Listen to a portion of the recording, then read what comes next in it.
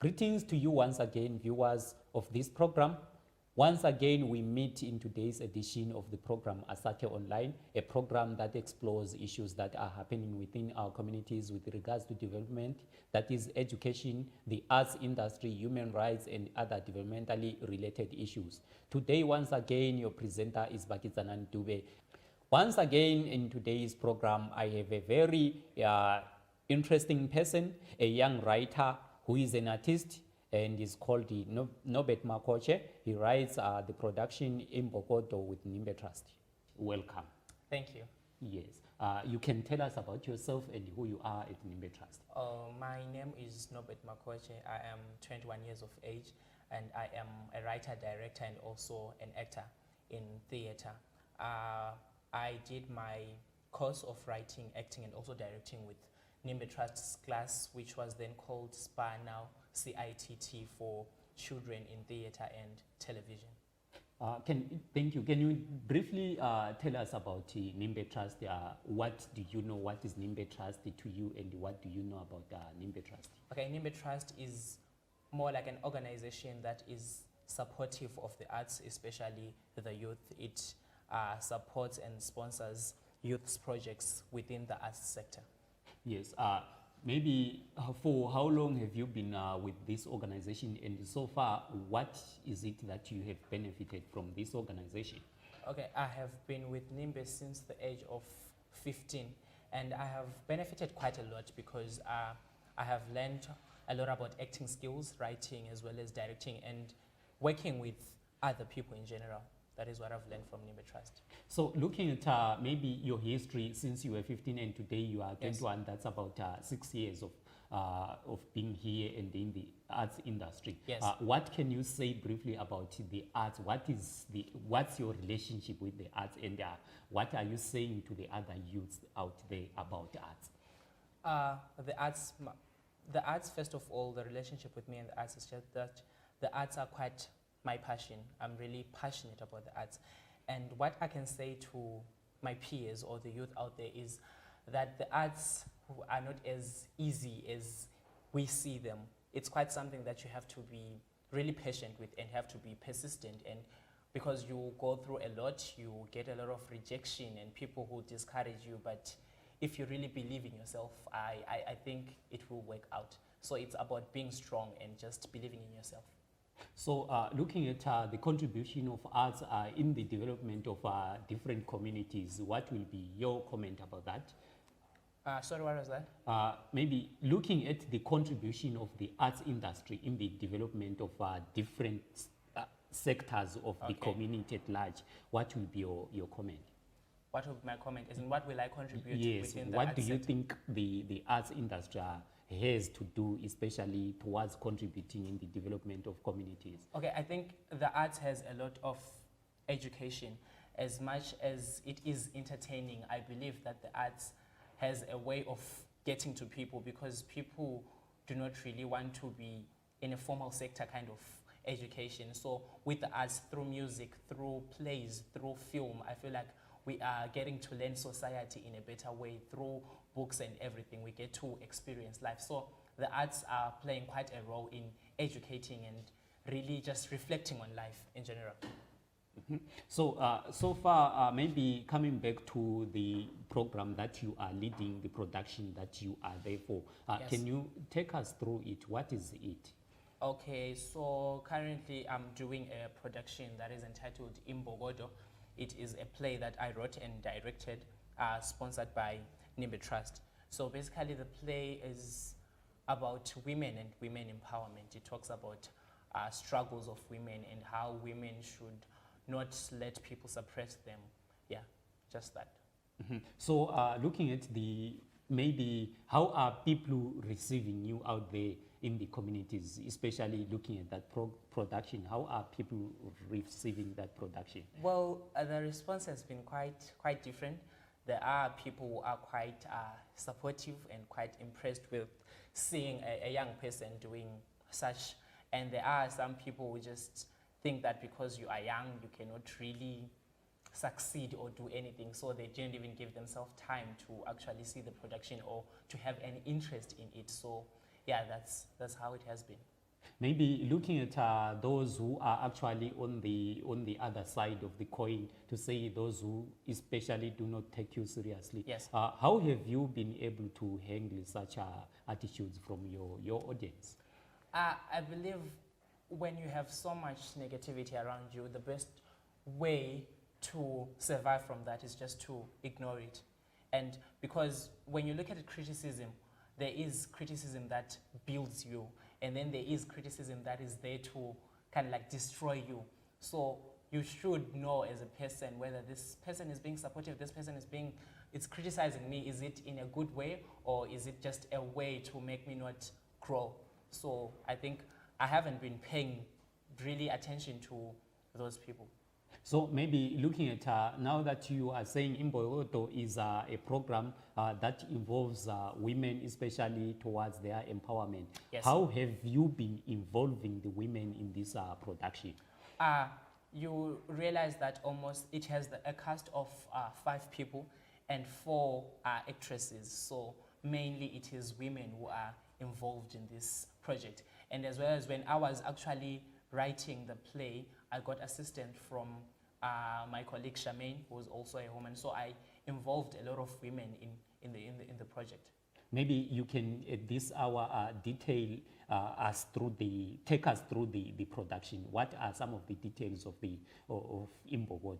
Okay, so Imbogodo, it talks about, it has 3 women in it. Those are the characters. It talks about women in marriage, how women sometimes suffer in marriage, and how women try to almost give up everything of their life just to save that marriage. And it also, again, talks about women, younger women, teenagers, who are taken advantage of. And the other part, it also reflects on women who do not really appreciate themselves, or because of their looks, they use their looks to get advances and all of that. So maybe looking at that as well, maybe I may even go back, especially and focus on the youth. Now that you are one of them, Yes. how has been the reception? How have they received you, especially the youths? They've really loved it, because quite a lot of women, especially after the show, they came and they said they really relate to the situations in the play, and they really feel challenged. And even the men, that's the part I really loved, because most people think that this thing of women empowerment is only focused on women and it's supposed to be for women, but at the end you realize that men should also be involved. So what I loved mostly was that the youth, especially my peers, they came, even the young men, they were saying, you know, we take this lightly, that women are abused every day, but when you actually get to see it in this perspective, then you think again. Yes. So maybe looking at, I have realized that sometimes when you are doing such work, especially like you have highlighted before, Yes. there are certain challenges that you come across. So maybe you can detail some of those challenges that you have experienced throughout, especially since being 15 years up to today, that you are 21 years. So what are those challenges that you faced as an artist and as a youth? So what I faced, because I started acting when I was still at school. I think that was around when I was in Form 2, I think. So a lot of teachers, or especially at schools, the arts are not supported at all. So I was part of the drama club at school, and I tell you, it was not easy, because when you are in the first class and you are doing drama, teachers will tell you that you are wasting time. Art is not really appreciated. So if you just fail one test, and it's all blamed on drama. So I got a lot of discouragement, even from my family. It is not everyone who was always supportive. It took me time to actually convince everyone to say, no, this is actually my thing. I'm not wasting time. I actually love theater, and this is my passion. So it has been hard, especially with the support. And again, what has been hard is the fact that you have to make your way to the top, or you have to really struggle and really stand out and convince people that, okay, this is me, I am Nobert the writer. I'm not just saying it's a dream to be a writer. I actually can write. It has been quite hard. So maybe, so what are some of the successes that you've experienced therefore now that you've come of age? Okay. I think I really appreciate being in theater because back then, before I joined this whole thing, I was not a confident person. I was just one shy boy who used to keep to himself, and I was not confident at all. But now I feel like it kept on building. It keeps on building, in fact, my character and my confidence, because now I can take other situations head on, and it has, yeah, I think that's one of the success. And again, in school, because theater is all about literature, so it meant for me all those art subjects, and what it meant, it was more like I'm doing my passion again. So yeah. So which are some of the schools that you have so far visited with this production, and how have they received you? Okay, so the play has only been performed twice. First, it was at the Hive Arts Festival, which was a festival hosted by Gifford Boys High, which is more like, it was their first year. And there were about quite a number of schools, maybe 8 or 10 schools. They really loved the performance and they enjoyed it, and they really feel inspired by seeing their peers doing quite good. And then we also did another show, which was, I think, 2 weeks back at the Bulawayo Theatre, where we had more like an adult audience. Okay, so maybe looking also at now that you have been in this industry for 6 years now. Yes. Yeah, I believe there are certain things that you have noted, especially about concerning the approach that artists may use to approach the communities. So what are some of the lessons that you have learned, especially that artists can use when they are approaching communities? May you share those with the viewers of this program today? Okay, I feel like what artists should always bear in mind is the fact that when we are doing this to leave some sort of message or to teach the community in general, and we should not think of it more as a job. As much as people would want to make a living out of the art, but I think it shouldn't be more like the main thing to focus on, because living in a country like ours, you will not always have money to have a production or what. So I feel like we should be driven by our passion, be it performance-wise, be it wherever we are performing. We shouldn't have more like higher expectations. So maybe looking at you are one of the, should I say, like artists who have been attached to an organization that was there for you, maybe cushioning you in terms of financial resources. Yes. Maybe talking about those who are not in a position like yours, what will be your advice to them, especially in terms of sourcing financial resources as an artist, you who has been in this industry for quite a longer time now? I think, again, it goes back to the point of just having patience and not giving up, because it is really hard to approach people and tell them about a certain thing without a financial support. So I think it's more about just believing in yourself and really, really, really working hard. Even it doesn't necessarily mean that just because you want to do a play, you have to target a bigger audience or have a performance at the Bulawayo Theatre or the big theatres. You could start small, start in community halls, start at primary schools. From there, you will grow and grow and grow and grow, and then you would advance to the level that you want to be. So it's just all about patience. And then maybe as one of the youths, what is the message that you have today for the youths that are watching this program, especially looking maybe at their attitudes and perceptions and the way they can view the arts industry?